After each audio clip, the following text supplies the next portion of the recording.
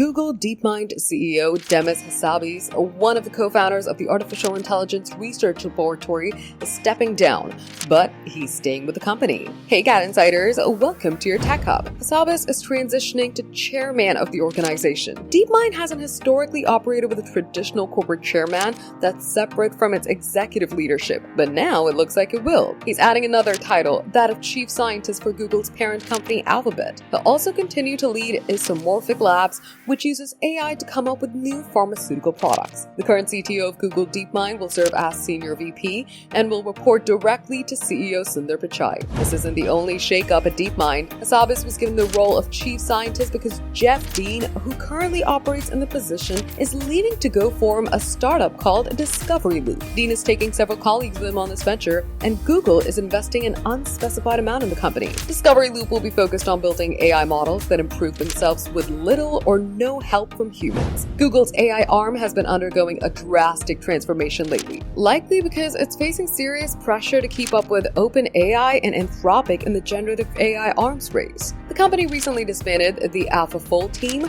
of which Hassabis was a member. AlphaFold is an AI program that can accurately predict 3D structures of proteins from their amino acid sequences in minutes. And this kind of thing used to take years. The technology is now being used to develop therapies for neurodegenerative diseases like Alzheimer's and Parkinson's. And this work actually earned a Nobel Prize in chemistry. For more updates, subscribe to GadInsider, like and share the video, and don't forget to press the bell icon so you never miss any update.